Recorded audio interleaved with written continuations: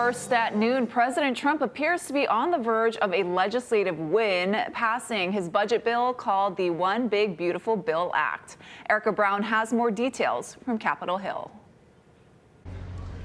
Touring an immigration facility in Florida Tuesday, President Trump found out the Senate passed his budget bill. The big, beautiful bill just passed through the Senate. Oh, thank you. Wow.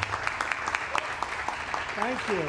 The vote was 50-50, forcing Vice President J.D. Vance to cast a tiebreaker. The Vice President votes in the affirmative. The bill as amended is passed. 3 Republican senators voted with Democrats against the bill. Susan Collins from Maine, Tom Tillis from North Carolina, and Rand Paul from Kentucky. Lisa Murkowski from Alaska was undecided, but switched to a yes vote Tuesday morning. They chose to add more pork and subsidies for Alaska to secure that vote. Murkowski secured help to ease some of her state's burden for SNAP, the food assistance program, as well as tax cuts for Alaskan fishing villages and whaling captains. Senator Paul said that your vote was a bailout for Alaska at the expense of the rest of the country. That's what Senator Paul said. I have an obligation to the people of the state of Alaska. The fight over the president's budget bill now moves back to the House, where changes that were made on the Senate side could threaten its ultimate passage. We are trying to do the basic math of understanding what the deficit's going to go up. And I've not heard one person irrefutably tell me that they're not going to be higher deficits over the next 5 years. House Speaker Mike Johnson says he wants a vote Wednesday on the Senate bill, despite concerns from some of his members. The House Rules Committee is already working on the bill, the first step ahead of any possible vote. Erica Brown, CBS News, Capitol Hill. On Maui, 6 men were arrested in a multi-agency sting operation aimed at catching child predators online. Operation Keiki Shield 28 was hosted by the Maui Police Department and conducted between June 27th and June 29th. Authorities say the 6 men, who range in age from 36 to 86 years old, were arrested and charged after soliciting online what they believe to be children for sex and then taking substantial steps to meet up with those minors. But instead of minors, they were met and taken into custody by officers. The charges include commercial sexual exploitation of a minor and electronic enticement of a minor. And also on the Valley Isle, a probationary employee with the Maui Police Department was arrested for sex assault and electronic enticement of a child. MPD says the 44-year-old Kihei man was immediately taken into custody and has been placed on administrative leave. Officials say he had only been employed for 27 days as an early hire and performed no law enforcement duties and had no interaction with the public. On Oahu, a property manager in Macaulay is accused of trying to kill one of his tenants. Police arrested the 81-year-old after he allegedly hit the 57-year-old woman in the head from behind, then tried to strangle her with a rope. Concerned residents heard her screams Monday afternoon and called for help. She was hospitalized in serious condition. The state transportation chief blames cell phones as a distraction for a sharp rise in deaths on Oahu's roads. Despite new red light and speed cameras and speed humps, there have been 39 deadly crashes so far this year, nearly triple the same time last year. The Department of Transportation says none of this year's fatalities happened at or near the safety measures, and leaders actually want to add more. But an attorney specializing in traffic cases says funding for increased police enforcement would have better results. The first thing they do when they see a police officer on the road is they look at their speedometer. An officer can be moved from one place to another, and therefore you don't know where they are. The reason for the fatalities right now is we're disconnected. We don't see these things anymore. We see only where we're gonna go, and my iPhone with my social media tags on it. We see that, and we got to get out of that. We got to get back to this universe, this world, and start protecting each other. Speed camera warnings have gone out to thousands of drivers since March. Citations will be issued starting October. Hawaii's new Department of Law Enforcement is getting more power and resources to crack down on illegal fireworks, especially at Hawaii's ports. Dylan Ancheta has the details. Nearly 7 months after tragedy struck in Aliumanu on New Year's Eve, Hawaii has new laws addressing concerns of illegal fireworks. Governor Josh Green signed several bills into law Monday, making it easier to go after those who import, possess, and ignite illegal aerials. Depending on the amount of aerials found, violators will see increased fines of anywhere from $300 to jail time and felony offenses, especially if anyone is injured. If a firework goes off and you have it illegally and you blow somebody up, honestly, you're going to go to jail for 20 years. And no joke. So don't do it. You're doing that to your family, too. The ones you love, they will never see you again. HB 550 makes it easier to collect evidence against perpetrators. Law enforcement can now use drones in public airspaces to establish probable cause for officers to respond to a home where aerials are being set off. They would get a bird's eye view, then send officers on the ground to issue these citations. But the drones actually give us a huge advantage in trying to catch people that are lighting it up. And if you're lighting it up and we see more stuff within your car or garage, then expect to get blasted with the felony. The Department of Law Enforcement says they already have 10 drones and intend to order more.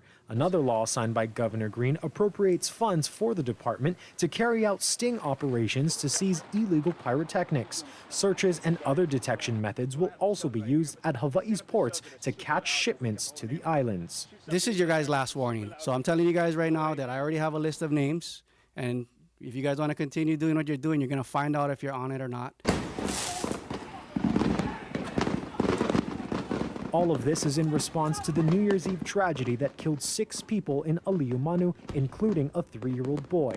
They, along with more than 20 others, were badly injured when a stash of illegal aerials in a garage ignited, causing a massive explosion. Dylan Ancheta, Hawaii News Now. Leaders clashed at the Office of Hawaiian Affairs yesterday. Chairman Kai Kahele riled up staffers with a late rewrite of their 2-year, $120 million budget. He made additions for new priorities and increased salaries, which threatened some established and popular programs. OHA managers joined the CEO speaking out yesterday against Kahele's proposal. Ultimately, that has caused us to feel dehumanized and unimportant to you as the leaders of this Mount Mimo strategy. This is not our way, and I have to forgive you all because I believe it's not your way either. You know, it's been very disheartening. You know, there's a lot of frustration by the staff. They feel very devalued because their input is not being taken into consideration. I often say humankind's greatest challenge is its resistance to change. And that's exactly what's happening here right now. We need a seismic shift here at the Office of Hawaiian Affairs. It's why I'm the chairperson of the Board of Trustees, entrusted with that from my fellow trustees. According to our Daryl Huff, the OHA board did eventually manage to pass their budget yesterday evening, and they worked out most of their differences on specific budget items. Today is the start of the new fiscal year. After years of waiting, residents in Lower Puna on Hawaii Island are finally seeing real progress clearing the boat ramp at Pohuiki. And that's not all. Crews are also making headway on another large lava recovery project. Casey Lund takes us there. Aloha from Pohuiki. What you see behind me has been a long time coming. It was 7 years ago that lava inundated this really vital access point for the ocean, and you can see the contractors there, good fellows, bros, working to reach the ocean, and they have made very good progress in a short amount of time. It's been 7 years, so finally able to see some progress is exciting. It's a bittersweet moment. You know, we want to get the fishermen back out on the water. I can't believe where they're at right now. It's really encouraging to see how fast they're moving along. Unfortunately, it took us 7 years to get to this point. It was just last month that a blessing was held for the dredging of Pohuiki boat ramp. Locals I talked to today, people that rely on this resource, say they're blown away by how quickly things are moving along.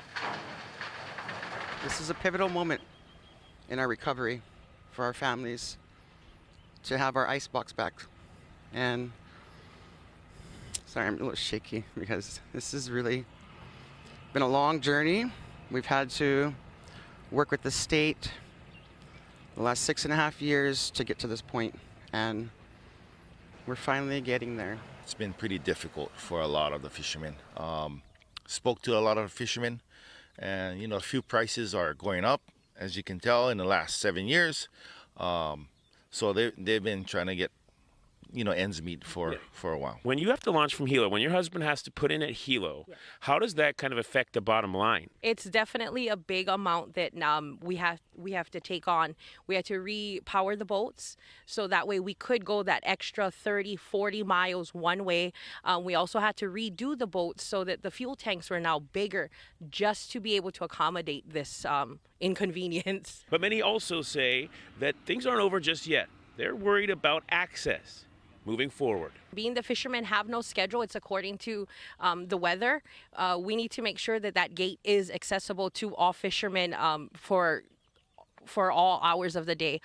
Just because that if there is an emergency that arises, we can't be calling someone to open the gate for us. And not to mention that this will not be the Pohoiki boat ramp that they remember. So there's just a channel, and a lot of the concern is how long it's going to last. You know, the sand will come back. There's another big public works project that folks here are desperately waiting for, restoring access to Pohoiki Road. That will cut travel time down to the boat ramp in half, if not more. Right now, most people have to head all the way out to Kalapana and backtrack to Isaac Hale Beach Park. Mayor Kimo Alameda says things are moving forward with that project as well. It's been over 7 years, you know, and as soon as we got elected, we said yes to that water line going down to Pohoiki. We said yes to the road. So we're an administration of yes, and I believe that there's nothing that we cannot do if we do it together with the community. Puna's an area that has been, you know, oftentimes neglected, you know, by government, and I just feel happy that our administration could at least get the ball rolling and kickstart it a little bit. You know, they deserve better. And I appreciate their patience, but we're going to get it done for Puna. Can't wait to the day when this whole channel is open and our fishermen are here and we launch our boats back into the ocean. The people who rely on this boat ramp are excited, but they say moving forward they're cautiously optimistic. They want to make sure that they have access to this important resource moving forward. Of course, we'll keep you updated on the progress, but they're really moving things along pretty quickly. Reporting at Pohoiki Boat Ramp, I'm Casey Lund, Hawaii News Now.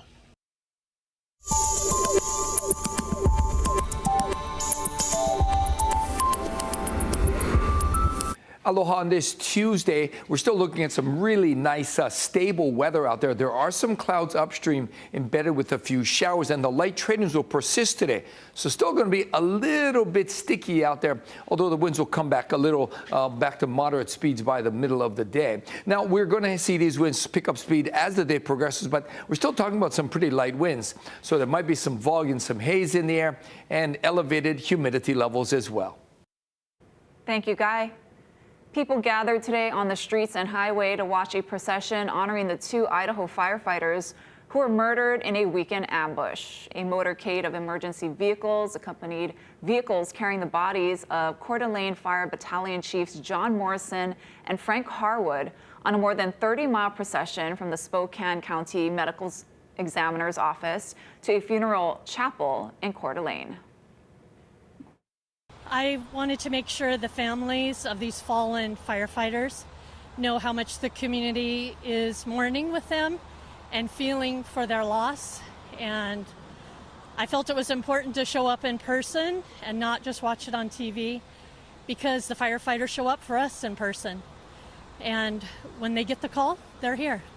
The firefighters were shot to death on Sunday after a gunman set a brush fire to lure them as targets. Officials say a third firefighter who was shot is listed in stable condition following 2 surgeries. The suspect killed himself at the scene, and his motive is still being investigated.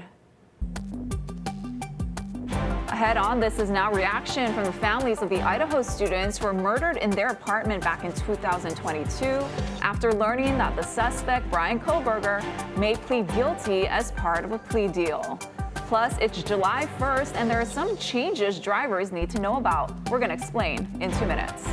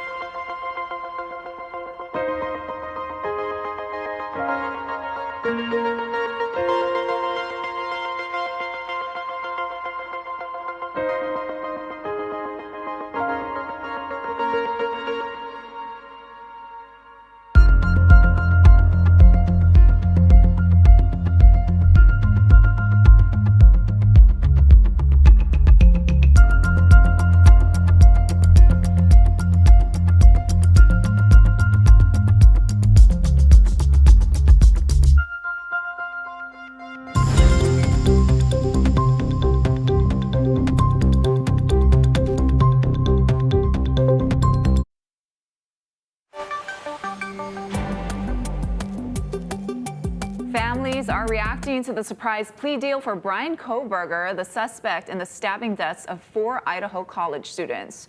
Kohberger has agreed to plead guilty, which could mean no trial and no possibility of the death penalty. Jonathan Vigliotti has more. More than 2.5 years after the murder of 4 University of Idaho students, 30-year-old Brian Kohberger could be on the verge of pleading guilty. In a letter sent to those victims' families, Kohberger accepted a plea deal that would keep him in prison for the rest of his life, without the possibility of an appeal or parole. We spoke to Ben Mogan, the father of victim Madison Mogan, who was relieved to receive the letter. If you get a quick death sentence, and you don't have to spend decades thinking about how terrible you made the world. In November 2022, Madison, along with Xana Kernodle, Ethan Chapin, and Kaylee Gonzalez, were all found stabbed to death at an off-campus home in Moscow, Idaho. Kohberger was arrested several weeks later in Pennsylvania and extradited to Idaho. DNA evidence also linked him to a knife sheath found at the crime scene. I spoke with Steve Gonzalez, the father of victim Kaylee Gonzalez, earlier this year during the pretrial hearings. You see all these people there to protect him, and no one was there to protect your daughter. But in a social media post Monday, the Gonzalez family said they did not approve a plea deal, writing they were, quote, beyond furious at the state of Idaho. They have failed us. In a later statement through their attorney, they added that the victims' families had not been consulted. For Mogan's father, the plea deal is justice. We can actually put this behind us and not have these future dates and future things that we don't want to have to be at, that we shouldn't have to be at, that have to do with this terrible person. We get to just think about the rest of our lives and have to try and figure out how to do it without Maddie and without the rest of the kids. There are a few legal steps left. In the state of Idaho, a judge does have the authority to reject a plea deal, but it is considered incredibly rare. Jonathan Vigliotti, CBS News, Los Angeles. Here at home, electric vehicle owners will face a new road usage charge starting today. They have 2 options. They can pay $8 for every 1,000 miles traveled with a cap at $50, or just pay a flat rate of $50. The mileage will be recorded when drivers get their annual safety check. And speaking of those, also starting today, Hawaii drivers will be paying more for those safety inspections. For the first time since 2017, inspection fees will go up by 75 cents. Safety checks for cars and trucks now cost $25.75, while motorcycles and trailers are $17.75. Here's a look outside with our tower cam. Beautiful conditions on this Aloha Tuesday. Guys, gonna have your full forecast in 2 minutes.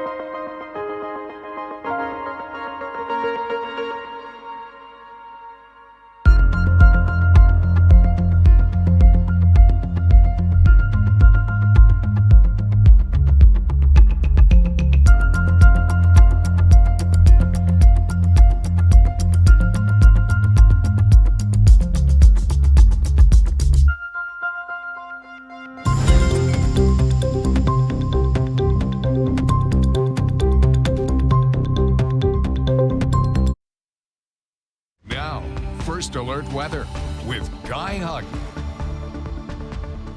Aloha on this Tuesday. We're having more of the light wind weather pattern continue through today, through tomorrow as well. And then stronger winds are due in, say, by Thursday. Upstream moisture minimal. There are some clouds embedded with a few showers, but you can see there's not much rain out there, especially dry for those leeward areas. And that's of concern for the east end of the state. Many parts of Maui County and Hawaii Island suffering from some level of drought. So heads up, we could use whatever rain we can get in those areas, especially. Winds will run at moderate speeds from Maui to Kauai. Lighter winds, of course, over in Kailua Kona. And because the winds will run a little on the slower side, it's going to be sticky today, so make sure you get outside and load up on the sunblock and enjoy the best weather on the planet. So we're expecting a mostly sunny day today, maybe a few scattered showers for some windward areas, and the wind slightly stronger in the afternoon than in the morning. Now, the surf's on the way down, but we still got some fun-sized waves rolling into south and west shores. It's going to be a little bit onshore and sloppy by the middle of the morning, cleaning up again in the afternoon. And we got a small pulse, a small boost due in probably on Friday. So we've got these lighter winds today, tomorrow, and then Thursday the winds start to pick up. It's going to be quite windy over the weekend. And over the weekend, that's the next best chance for some windward and Mauka showers. But overall, you can see the chance for rain remains slim through the early part of next week.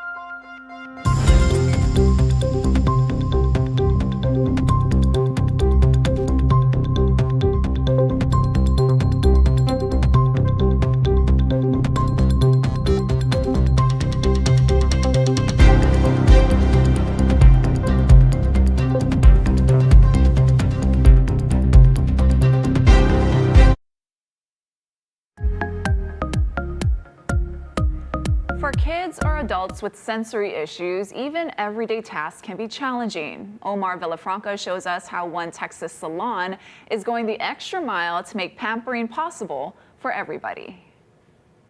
Got your shoes off, you're ready. When simple things are hard to do, it can be frustrating. For Ashley Velasquez, Take a little bit off the top. that was taking her 4-year-old son Julian to the barbershop to get a haircut. He doesn't like hair on his ears, and so we've always had to keep his hair short, or he would scratch until he would bleed.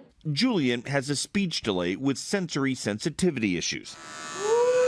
So the buzzing of hair clippers and the snipping sound of scissors near his ears could trigger what every parent dreads in public, a meltdown. Mostly it was like kicking and scratching and yelling and screaming.